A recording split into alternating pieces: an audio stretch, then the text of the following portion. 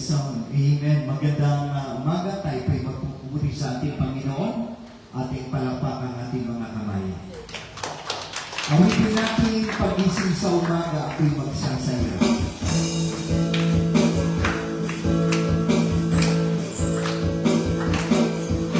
Pagising sa umaga, ako'y magsasaya. Kapag ko ay ligaya, sa'yo ay may sigla. Sinasamba ikaw lang, sa'yo kabanata. Ang iyong katapatan, ang magpakailanman. Ikaw lang pupurihin, kung ako'y hahanapin. Yakap mo at maningin, sigaw ang aking damdamin.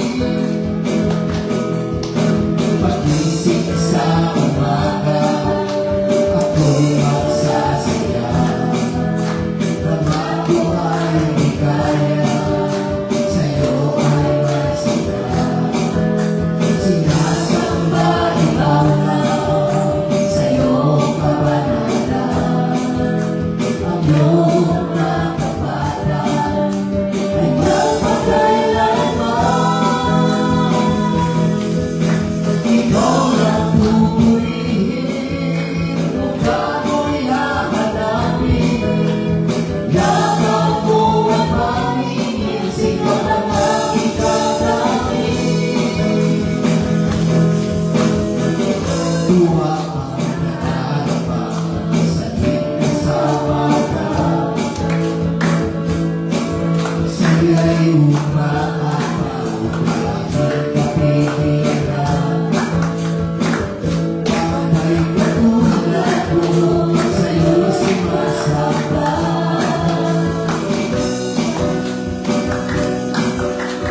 Ako'y magsasaya. Halina't magsaya sa bahay ng Ama. Tuloy punong-puno ng buhay at sigla. Huwag nang isipin, sasabihin ng iba. Di na mapipigil, papuri sa Kanya. Magsasaya, magsasaya sa bahay ng Ama. Dahil pag-ibig na ay naranasan na. Magsasaya, magsasaya sa bahay ng Ama.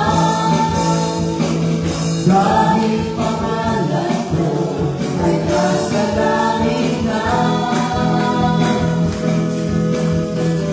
Tuwa ang nadarama sa tuwing kasama ka. Sa'yo'y umaapaw dahil kapiling ka. Bagay katulad mo, sa'yo'y sumasamba. Sa'yo Panginoon, ako'y magsasaya. Halina't masaya sa bahay ng Ama. Doon punong-puno ng buhay at sigla. Huwag nang isipin, sasabihin ng iba. Di na mapipigil, papuri sa Kanya. Magsasaya, magsasaya sa bahay ng Ama. Dahil pag-ibig na ay naranasan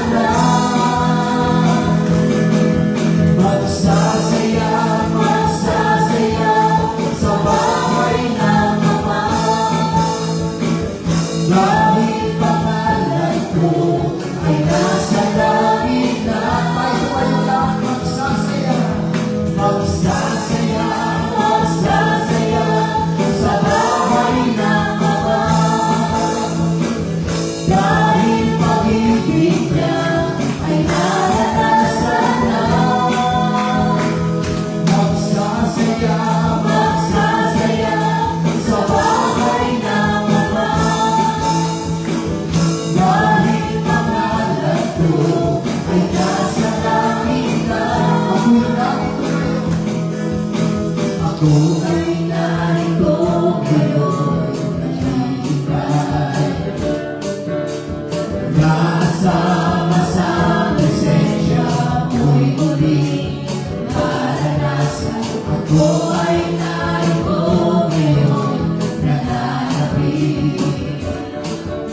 Nananapin na makita, luwalhati ang iyong mukha.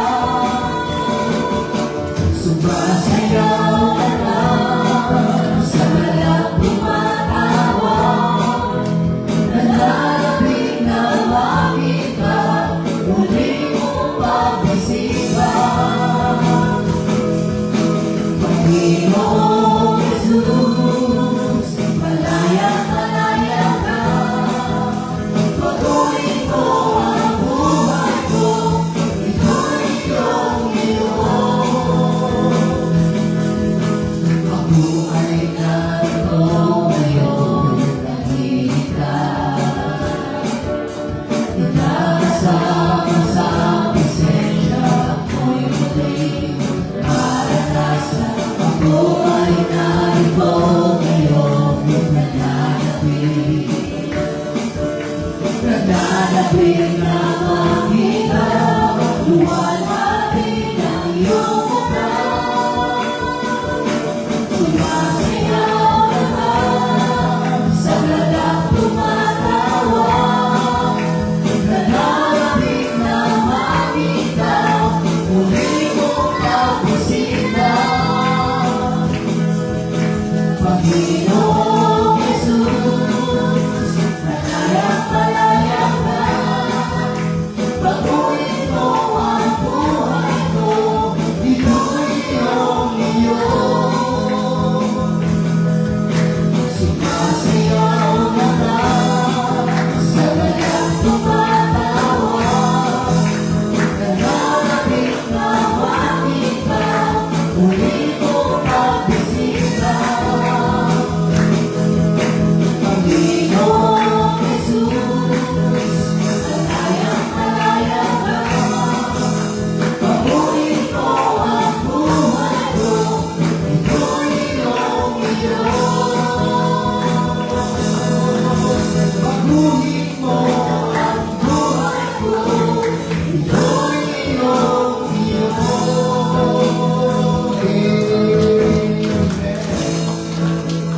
Hallelujah. Kailangan natin ng pagbabago. Amen? Hallelujah. At kapahayagan niya na handa natin ibigay ang ating buhay para sa ating Panginoon. Patuloy natin siyang awitan. Dadako tayo sa malamanay na awitin. Awitin natin ito na may pagsambal panalangin sa ating mga puso.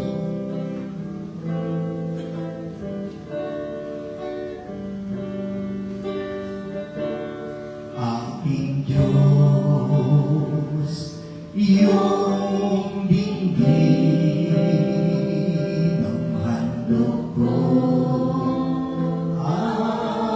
Awitin sa pagsamba na hain.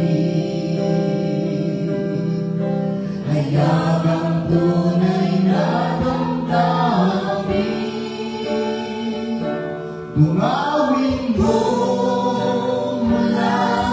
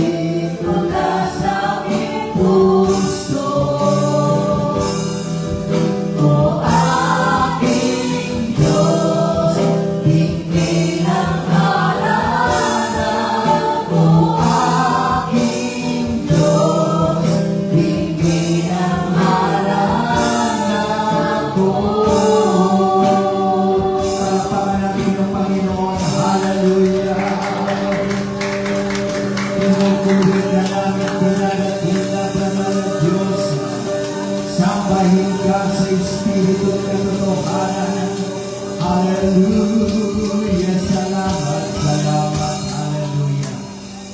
Praise God. Ngayong gabi, umaga, tayo po ay dudulog sa ating po mga prayer requests at ating panalangin ng ating mga tagapanguna sa ating fellowship buhat kay Pastor Greg, Sister Lisa Mitchell, Pastor Jesse, Sister Angel Clark, at ang nalalapit na Bible Conference sa June 8 and 12 sa Guam sa pangunguna ni Pastor Jesse, at ganoon din si Pastor Joe Campbell, at ang ating national leader Pastor Alberto, Sister Susan Disipeda. Ang ating mga missionaries, mga kapatid, patuloy natin itaas na sila pagpalain ng Panginoon, kanilang ministry, kanilang pamilya ay patuloy na pagpalain ng ating Panginoon. Maging ang mga regional leaders sa kanilang mga conference, crusades, pioneer rally, harvesters homecoming, patuloy natin itaas na favor ng Panginoon ay laging sumasa kanila. At ganoon din sa ating iglesia rito sa Las Piñas, mga kapatid, sa mga obligasyon at responsibilidad, ang inyong lingkod, ganoon din ang aking pamilya, patuloy niyong taas sa panalangin, maging kay Pastor Jeff, Sister Karen Celes, Pastor Joel, Sister Alice Hispano, Pastor Richard, and Sister Ruth Gaba, Pastor Alan, Sister Sonia Tablada, Pastor Mark, Sister Vivo Dota, Pastor Rocky, Sister Joanna Patalinog, Pastor Nabs, Sister Lorna Soria, Pastor Renato, and Sister Betty Solis. At ang Heartless Family, Sister Melita Esteban, Sister Melda Amores, at Brother Alex and Sister Christy Granadil, at Brother Gian, Sister Seni Arsadon, at ganoon din kay Sir Alvin Oronia. Patuloy natin itaas ang favor ng ating Panginoon. At for recovery sa kanilang mga karamdaman, Gitilio Celis Sr., Leo Hilot, Bernie Canalizado, at patuloy natin panalangin Sister Linda Caba sa kanyang breast cancer, at Brother R.J. Navarre sa kanyang gallstone.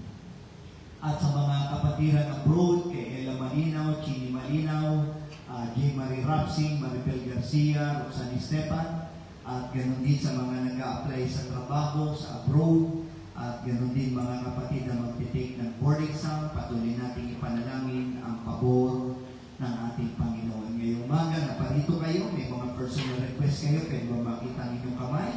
Ating pong itataas ito sa tulong at biyaya ng ating Panginoon. At ganoon din, alalahanin natin ang ating bansa na ang Panginoon ay makialam, at isama rin natin sa prayer ang ating mga plano, mga desisyon, mga kapatid, na ang Diyos patuloy na kumatagpo sa lahat ng ating pangangailangan. Kaya habang lumalapit si Brother Vincent para pangunahan tayo sa panalangin, minsan pa, simulan natin itaas ang ating tinig sa ating Panginoon. Palakpakan natin siya ngayong umaga. Hallelujah, glory to Jesus. Pinupuri ka natin, Panginoon, iluluwalhati namin, pinadakilang banal kong pangalan.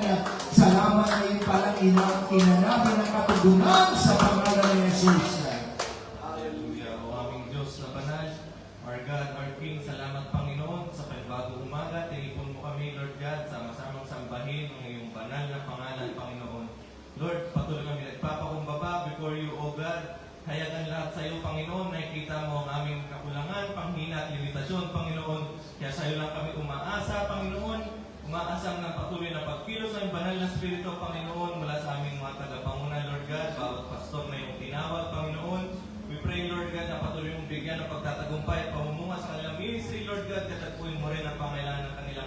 pamilya, Panginoon. Gawin na rin, Lord God, about supporters sa iyong iglesia, Lord God. Palaguin mo kanilang resources, lalong-lalo na, Panginoon, kanilang puso, Lord God, sa pagtulong sa gawain, Panginoon. Ganun din, Lord God, about sa may karamdaman, Lord God. We pray, Panginoon, na bigyan mo ng comfort sa bawat araw, Lord. At higit sa lahat, kumpletong kagalingan mula ulong at talampakan, Panginoon. Gamitin mo ang karamdaman, Lord. Mapakita, mahayag ang iyong kabutihan, Panginoon, kapangyarihan, lalong-lalo na, Lord God, magpalalim ng kanilang pananampalataya sa iyo, Panginoon. Ganun din, mga kapatid namin nasa ibang bansa, Lord God, patuloy mong ingatan, bigyan ng liwanag ang kanilang bawat hakbang, Panginoon. Ilapit mo, Lord God, sa mga tamang taong magpaparas ng alab, Lord God, sa pagsunod sa iyong kalooban, Panginoon. At sa bawat isang narito, Lord God, ikaw malayang kumilos, Panginoon, puspusin mo ng banal na Espiritu ang mga ngaral, Lord God.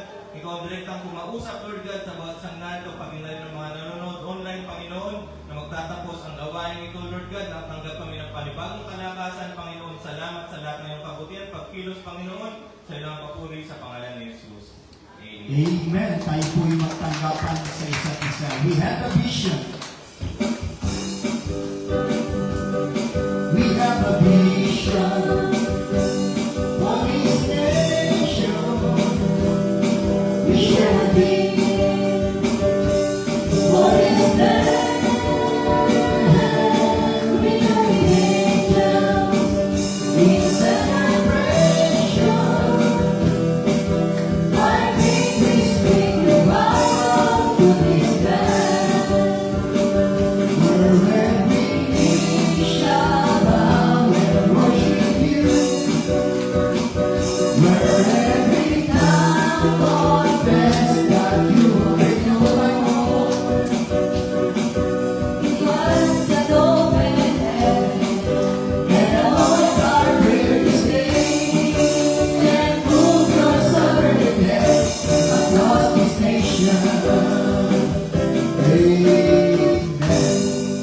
At ang ating schedule of worship ay ang Sunday School ay 9 a.m. At inuulit ko po, no, hindi lang ito para sa mga nagpapaalagad. No? Hindi lang ito para sa mga may ministry, ito ay para sa lahat. Ang dahilan kung bakit marami ang madaling manglupaypay, makompromise ng kasalanan, ng salibutan, at madaling mahikayat, mga kapatid, dahil hindi matibay ang kanilang foundation. No? At isa sa mahalaga na kailangan natin sa pamumuhay bilang Kristiyano, mga kapatid, ay ang Sunday School. Kaya huwag niyong katamaran. No? Ang fair naman dun sa mga kapatiran, wala pang mga tulog galing sa pagbabiyahe. Sa halip na magpahinga ay pumunta muna ito. No? Hindi dahil siya ay Kristiyano, hindi dahil, mga kapatid, siya ay may ministry, kundi talagang ganun kalalim ang kanyang paniniwala. Kaya huwag niyong baliwalain, mga kapatid, yung Sunday School. Akala natin na pagkaaksaya lang ng oras ito. No? Kaya ini-encourage ko kayo, at pag nandito kayo, mga kapatid, pumunta kayo rito. Hindi yung pupunta kayo dun sa likod, nandito. No? Magkaaral tayo, ito yung kailangan natin. Total, maglilikod rin lang naman kayo. Totohanin nyo na. Totoo ba? Hindi tayo naglulukuhan dito. Life and death ang pinag-uusapan dito. No? Kaya paalala lang ito sa mga mananampalataya. Hindi reliyon ang pinasok natin. Kaya nga umalis ako sa reliyon. Kahipokrituhan lang, pagpapakunwari lang, mga kapatid. Kaya ito yung ating kailangan. At kung gusto mo mabilis ang proseso ng paglago at paggamit ng buhay mo, ganito ang gawin natin. No? Kaya napakahalaga yan na kailangan po natin. At ang ating morning service ay 10 a.m. No? Sa gabi naman ay 6:30 p.m. at Wednesday evening service ay 6:30. Kaya dun sa mga mananampalataya, gusto magpagamit ng buhay, 30 minutes mag-pray muna kayo. maaga kayo, hindi yung pagdating dito ay hahawa kayo sa ministry. No? Mga kapatid, hindi ganon. No? Hindi ganon. Kaya pinapaalala ko lang sa inyo ito. Manalangin muna kayo, ipag-pray ninyo. Hallelujah. Kaya ito pagka minsan ang nangyari, pag-outing, pag-bakasyon, talagang inuubos nyo yung panahon nyo. No? Mga kapatid, ang problema pagdating sa gawain sa Panginoon, pinagbigyan na kayo magbakasyon. Ang problema sa gawain ng Panginoon, tinitipid pa ninyo. Hindi maganda yan. No? Kaya ito yung dapat natin tingnan para maunawaan. So, Wednesday evening service ay 6:30 p.m. at yung ating corporate prayer Monday up to Saturday. So, marami tayong mga ipapanalangin. At isa dyan yung church natin sa Muñoz. Ang mabuting balita, mga kapatid, ay meron na tayong pagkakatipunan doon. No? Hallelujah. Kaya, isa lang yung excited. Yan ang sinasabi ko. Kasi pinapanalangin namin ito. Iniimbisa namin. No? Kaya yun yung dahilan. No? Kaya kailangan natin yan idudog sa ating Panginoon. At pag-pray po natin na makapagpasimula na sila ng gawain doon sa tulong at biyaya ng ating Panginoon.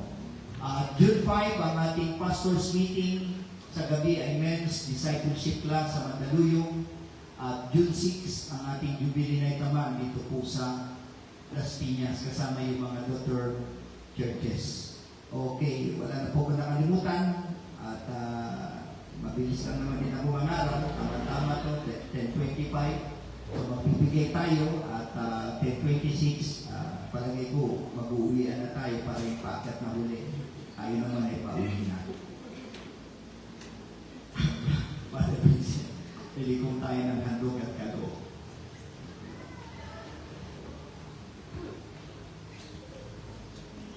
O Panginoon Diyos, salamat Panginoon sa lahat ng pagkilos mo sa buhay ng bawat isa sa bawat araw, Lord God. Hindi ka nagkulang, Panginoon. Dalangin namin, Lord God, na buksan mo pa na mas malalim ang aming kamalayan, Lord God. Makita ang pagkilos mo, kabutihan mo, Lord God. At Lord, salamat, Lord God, na may bibigay kami, Panginoon. We pray, Lord God, na pagpalain mo, Lord God. Ibalik mo ng siksik yung di umaapaw. Magbibigay ng may pananampalataya at kasiyahan sa pangalan ni Jesus. Amen. We bring the sacrifice of praise. We bring the sacrifice of praise into the house of the Lord.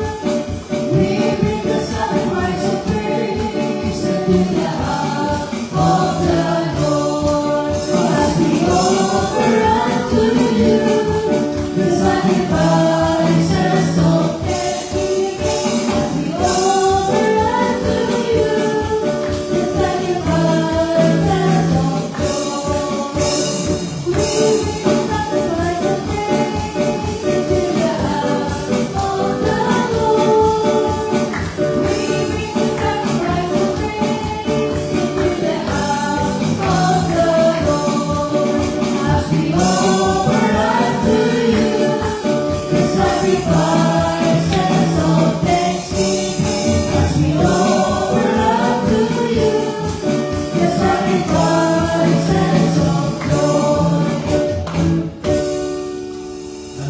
ko na pagpalain ng Diyos ang ating mga handog at kaloob sa ating Panginoon.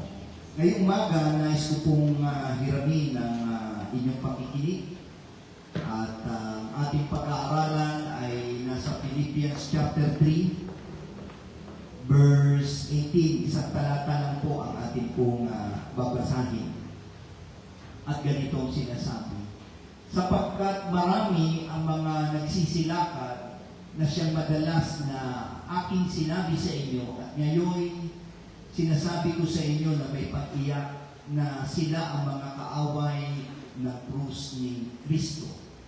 Yung ating pong verse keynote, sila ang mga kaaway ng krus ni Kristo. Kaya nais kong mangaral ngayong umaga sa paksang crossless Christianity.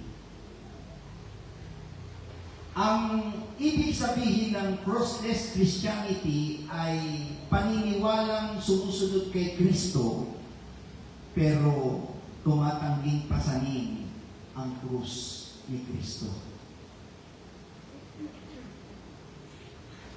Takot sa krus. Alam kong takot sa krus, aswang. Maraming Kristiyano ngayon ang may church attendance pero wala ng consecration. Title pero walang testimony. Religion pero walang relationship. Brown ang gusto pero ayaw ng cross. Ang Christianity ngayon ay gusto ang blessing without burden, miracle without meekness, revival without repentance, at heaven without holiness. Kaya meron nang nakapagsabi ng ganito, the church does not need less cross to win the war. It needs more cross to convict the world. Kailangan daw ng mas maraming krus upang makumbinsi ang mundo. Kaya mangungusap ako patungkol sa ating pong identity. Influence. No? Ito yung nakakalungkot ngayon, mga napaguriang mga Kristiyano. Mga napaguriang mga mananampalataya pero wala ng epekto ang kanilang buhay. Kaya pag-uusapan natin ito dahil ito yung panganib na nangyayari sa ating pong panahon ngayon. Unang pag-usapan natin, crossless Christianity produces carnal walkers.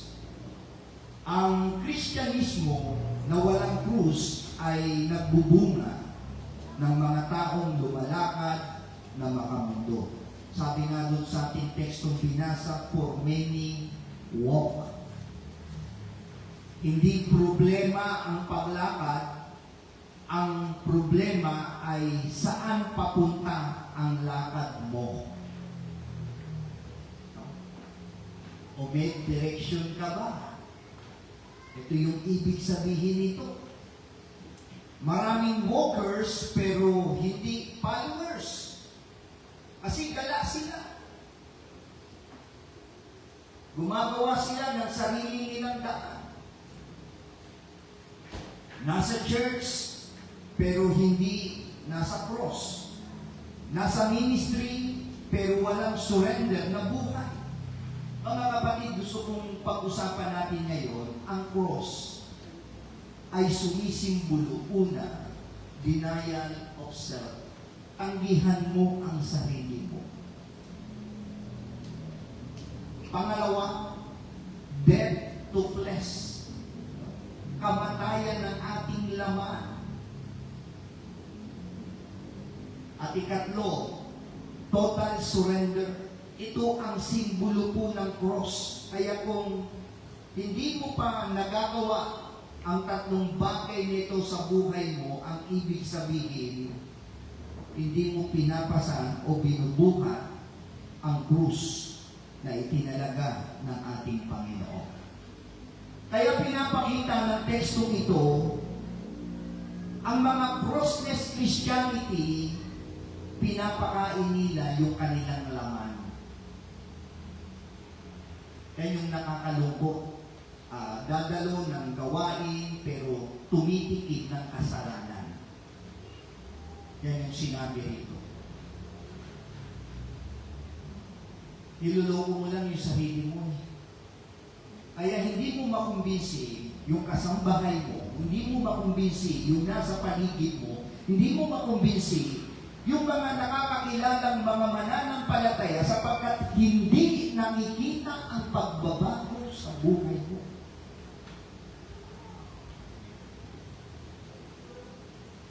At paano lalakas mga kapatid ang Espiritu? Kung bihira ka lang dumalo. Kaya ang mangyayari dyan, yung pita ng laman.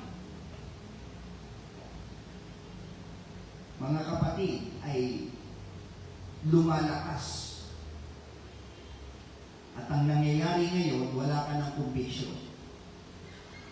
Okay lang sa'yo. At ito yung nakakalungkot na nangyayari. At ang sabi pa rito, ini-entertain natin yung kasalanan. At ginagawang optional ang holiness. Sabi nga sa Luke chapter 9 verse 23, sa Tagalog translation, pero babasahin ko sa English. If any man will come after me, let him deny himself and take up his cross daily. At sinabi niya sa lahat, walang tinatangi ang Diyos dito. Sabi niya, at sinabi niya sa lahat, kung ang sinumang tao ibig sumunod sa akin, sabi ng Panginoon, tumanggi sa kanyang sarili at pasanin sa araw-araw ang kanyang krus at sumunod sa akin. Kaya hindi sinabi ni Jesus dito, carry your comfort. Maintindihan naman ako ng Diyos, maintindihan naman ako ni Pastor, napagod ako sa travel. Alam mo ibig sabihin mga kapatid ng bakasyon? Para lumakas ka uli. Mabuti nga kayo, may bakasyon kayo. Kami mag-asawa, puro plano lang. At mabuti pa kayo pag nagbakasyon kayo. Long vacation. Kasi kahit nandito na, feeling vacation pa rin. Sabi niya, pagod ako sa biyahe, sana hindi ka na nagbakasyon.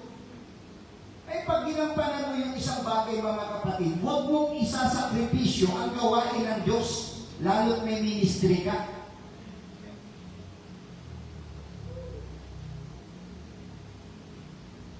Kaya hindi sinabi na Lord, carry your comfort. Kundi carry your cross. Buhatin mo. Pasanin mo ang iyong cross. Maraming mga Kristiyano, mga kapatid, namimili ng cross na gusto niyang buhatin. Ayaw nila ng malaki, gusto nila yung maliit. Signs of carnal Christianity. Madaling ma-offend. Kaya pag nire-review ka, tinutuwid ka, tinuturuan ka, offended ka. Nakaka-hurt naman. Walang prayer life. Tutugtog ka, gagamit ka ng pulpito, mga kapatid, wala ka ng panapanalangin. Lagi kang naghahabol. Walang burden sa souls. Hindi na sumasama sa evangelism. Wala nang visitation and follow-up. Wala nang soul winners. Gusto platform pero ayaw ng process. Gusto niya agad gamitin siya. Ayaw niya dumaan sa proseso ng discipleship.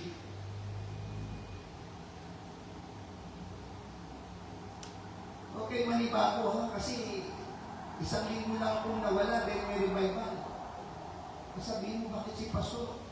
Buntis mga ang tapang. Parang iba na si Pastor ha? Sabi nga rito, when the cross disappears from the pulpit, carnality appears in the church. Kaya pag hindi kinukumpronta mga kapatid sa pulpito ang kasalanan, ang kompromiso, at ang ginagawa ng sanlibutan na dinadala natin dito sa loob ng simbahan, ang sabi rito, lalagana ang karnalidad. Kaya hindi ka tinawag ni Jesus para maging kilala. Tinawag ka niya para mamatay sa iyong sarili. Are you ready? Ito yung sinabi nito, tanggihan mo ang iyong sarili. Tanggihan mo. Kaya Kaya kung hindi mo kayang tanggihan ang sarili mo, hindi mo kayang supilin ang iyong sarili, kalaban ka ng krus ni Kristo. Point number 2, crossless Christianity produces crying preachers.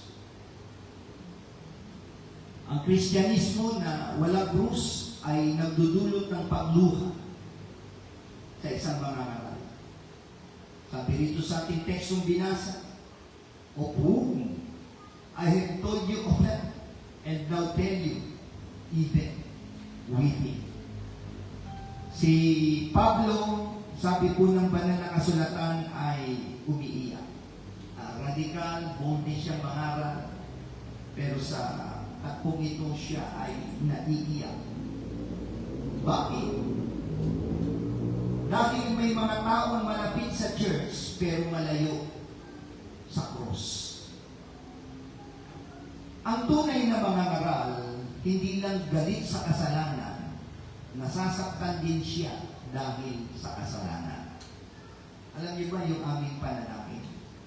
Pag kami nakakaramdam, ang aming panalangin, Lord, huwag siyang mahulog sa pagkakasala. Kaya minsan parang gusto ko lang sabihan si Sister Susan, huwag ka nang manalangin, ipanalangin mo yung dapat talagang ipanalangin. Yung may cancer, ipag-pray natin. Yung mga may sakit, ipag-pray natin.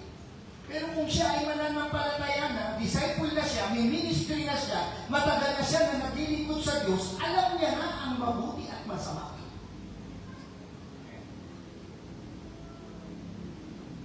Panagutin niya na lang yung sarili niya. Sama natin sa panalangin yung talagang nangangailangan ng panalangin. Yung kailangan ng pagkilos ng Diyos, yung kailangan ng revival.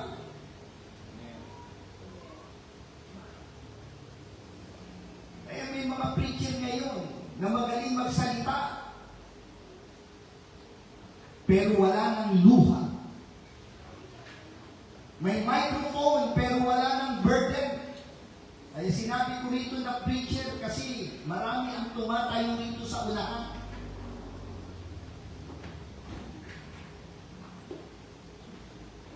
Jeremiah was called the weeping prophet. Jesus wept over Jerusalem. Paul wept over compromised believers. Ang crossless Christianity nagpapatawa pero hindi nagpapabago. Nagpapadami ng crowd pero hindi disciples. Nagpapainit ng emosyon pero hindi spirit.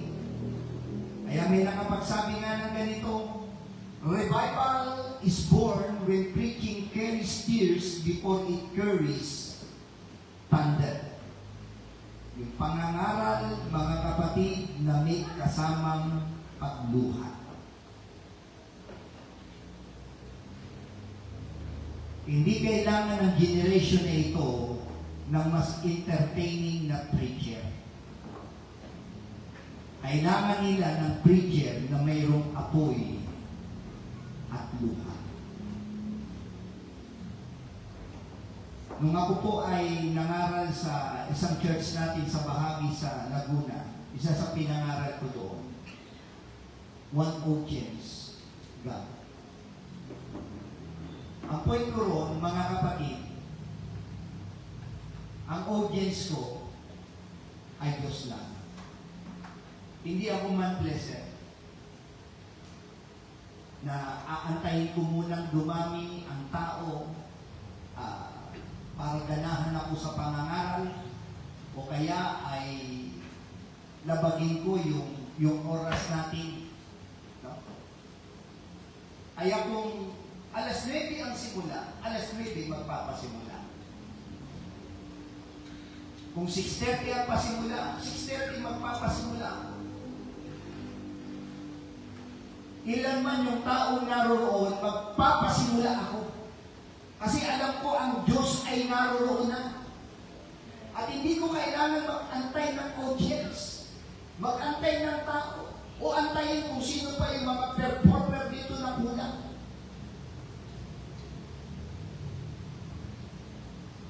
Isa lang ang audience natin dapat. Ang Diyos. Kaya ibigay mo yung pinakamabuti. At ibigay mo ang nararapat para sa ating Panginoon. Pangatlo, crossless Christianity produces compromised believers. Ang Kristyanismong walang krus ay nagbubunga ng mga kompromisong mananampalataya. Nataguri ang mananampalataya pero mga compromises. Sabi nga ng banal na kasulatan, they are the enemies of the cross of Christ. Hindi sinabi ni Pablo rito na enemies of church, kundi sinabi rito enemies of the cross. Ano nagiging kaaway ng krus ni Kristo? Pakinggan ninyo itong aking sasabihin. Kapag gusto mo si Kristo bilang Savior, pero ayaw mo siya bilang Lord.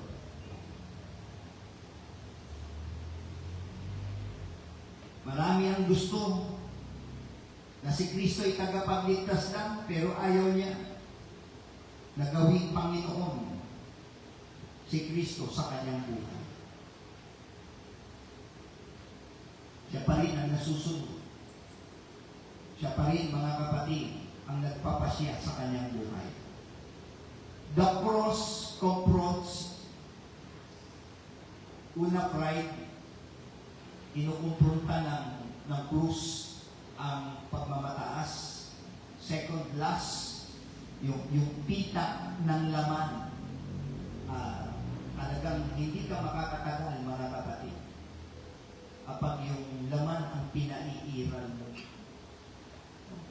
Lalo na sa panahon natin ngayon, yung pornography, lantaran na. Sabi nga, hindi lang mga lalaki ang addicted. Pati mga babae.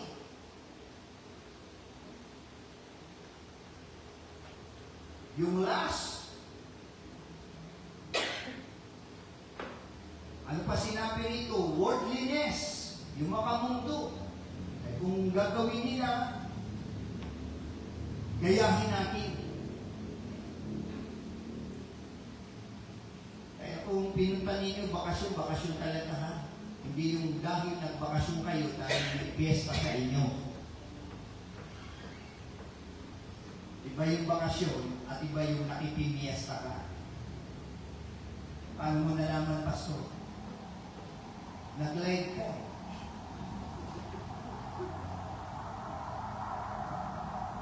Naruroon ka pa. Nakikiayon ka pa. Doon sa sistema ng salibot na sinasabi mo, Happy Fiesta!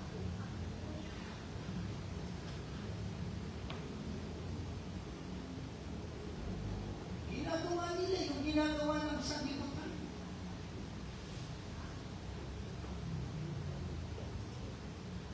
Pang-apat, rebellion. Naghihimagsik ka. Kinukumpronta yan, mga kapatid, ng krus. At pang-lima, yung mga nakatagong kasalanan. Pinapangaral ko itong krus ni Kristo para malusaw ang kasalanan. Alam niyo ba yung kinakas out ko, mga kapatid, na espiritu dito sa Las Piñas? Para samahan niyo ko sa prayer na sasabihin ko sa inyo. Spirit of religion. Espiritu na hindi pagpapahalaga sa pagsuko ng buhay sa altar. Yung pagkatapos mangaral, hindi ka lumalapit dito, diyan ka lang. O lumapit ka man dito, hindi ka makalapit dito. Anong ibig sabihin yan? Bakit hindi ka makalapit? Bakit hindi ka makalapit? Espiritu ng hindi pagpapahalaga sa panalangin, ito yung baka hindi na kayo nagpipray tuwing umaga. At yung nga sinabi ko, bago ang gawain, hindi ka na rin nagpipray. Ahawa ka lang sa ministry na meron ka.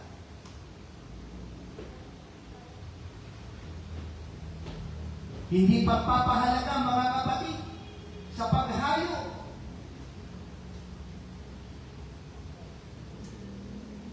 Hindi pagpapahalaga sa pamumuhay na may kalinisan at kabanalan. Yan yung mga espiritong pinakas out ko rito. Kapos na ako na magpalayas ng espiritu na karamdaman. Ito naman yung aking mga pinapanalangin. Kami ni Sister Susan, meron kaming binding inducing. No? Ganun yung amin pong ginagawa. Repentance. Na maramdaman natin yung paglapit natin dito, mga kapatid, merong pagsisisi. May pagsuko ng buhay. Kaya nga pinapakita ng salita ng Diyos ang tunay na the gospel may dugo. May sakripisyo, may surrender, may cross. Sabi nga sa Galatians 6 verse 14, God forbid that I should glory save in the cross. Natapat malayo nawa sa amin ang pagmamapuri, maliban na sa krus ng ating Panginoong Yesukristo, na sa pamamagitan niya o ng sanlibutan ay napako sa krus sa ganang akin, at ako ay sa sanlibutan. You cannot follow a crucified Christ when refusing a crucified life. Sabi ng banal na kasulatan, kasama ni Kristo na tayo po'y napako na doon sa krus ng Kalbaryo. Huwag mo nang bunutin yung pako sa iyong kamay. Huwag ka nang bumaba sa krus. Sabi po ng banal na kasulatan, katulad ni Jesus Christ, kasama tayo, katulad tayo, na ipinako na yung ating buhay sa Panginoon. Kaya habang tinatanggihan ng isang buhay na ipinako sa krus, mga kapatid, tatlong punto ang gusto kong sabihin bago ko magtapos. Ang cross, hindi ito decoration. Execution ito. Kaya yung mga religyoso nagkakabit ng krus sa leeg, naghihikaw ng krus sa kanilang tenga, nagpupulseras ng krus sa kanilang mga kamay, at ganoon din sa kanilang paa. At yung iba pa, para makasigurado sila na walang masamang tao makapasok sa kanilang bahay. Walang maligno makapasok sa kanilang bahay, naglalagay ng krus sa pintuan nila.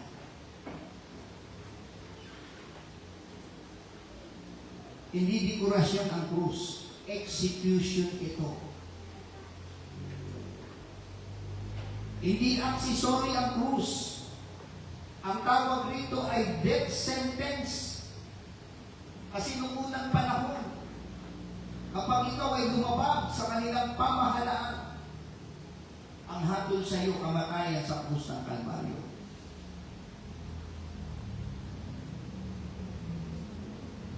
Ibabayubay ka sa krus ng Kalbaryo. Ang pinakamasakit na kamatayan ay naroroon sa krus. Daraanan ka ng mga taong naroroon, bawat daraan ay kukuha ng bato at babatuhin ka. Unti-unting kamatayan. Kaya kung pairalin mo yung krus sa ating panahon ngayon, maraming ipapako sa krus talaga. No? Yung mga tumanggap ng mali-maleta.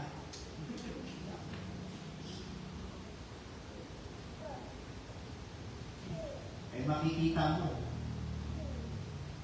Pero isa lang ang sambahin mo na nakabayubay sa krus ng Kalbaryo. Walang iba kundi si Jesus Christ. Dahil hindi lahat na nakapako, mga kapatid.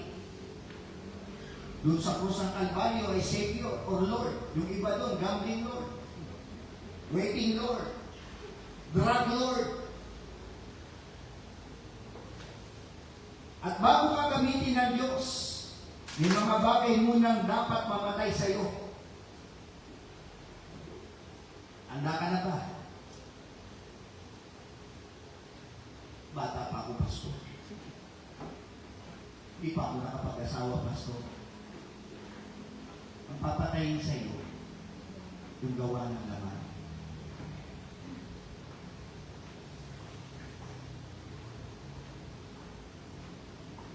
Ang problema ng muling panahon ay hindi kakulangan ng iglesia, kundi kakulangan ng krus. Nasaan ang conviction? Nasaan ang consecration? Nasaan ang crucifixion ng flesh? Eh, huwag tayo maging Christian by name, disciple by title, believer by appearance only.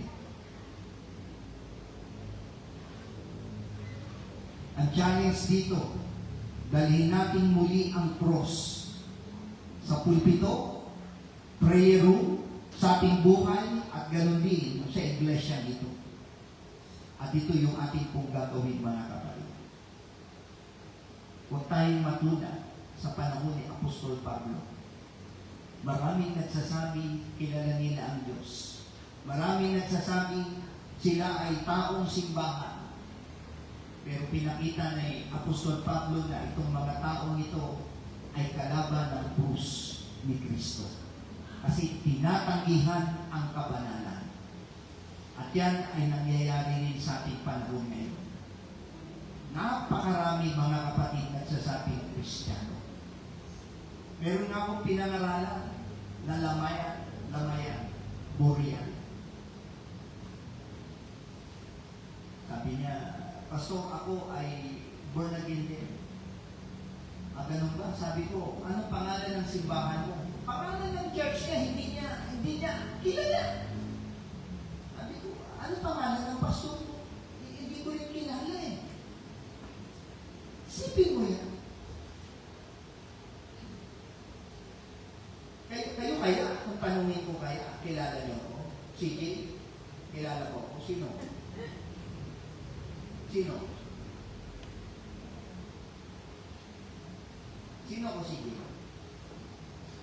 Ha?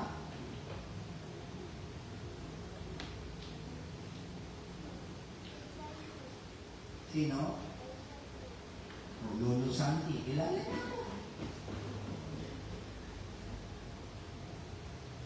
Alam mo itong pangalan ng church natin? Nabasa mo yung nakasulat sa labas? Ha? Alam mo itong logo na to? Ha? Kaya may nagsasabing mga mananampalataya, hindi kilala ang pastor, hindi kilala yung pangalan ng simbahan.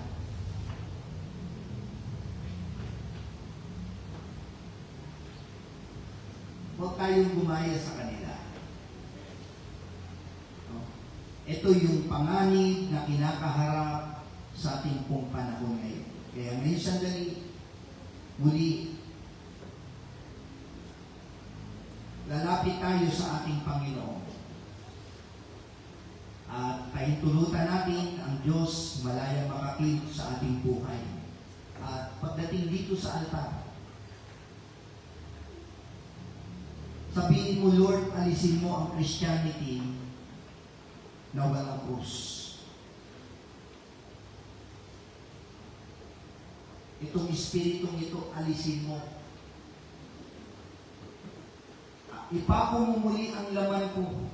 Kung ang nabubuhay laman mo, umiiral yung katamaran mo, umiiral, mga kapatid, yung mga kahinaan mo, yung pinagugustuhan mo yung laman mo, pinapakain mo yung laman mo.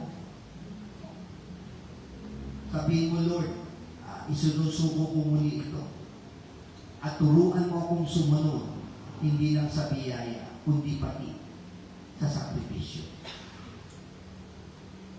Maraming mga mananampalataya ayaw nang magsakripisyo. No? Kaya pinagagaan nila mga kapatid yung kanilang buhay bilang mananampalataya. Hindi umaayon sa pamantayan ng salita ng Diyos. Kaya ngayon pong umaga, itama natin yung ating pananaw. Magising ka bago mahuli ang lahat. dahil nasa panganib. Ay po ito ngayong lahat.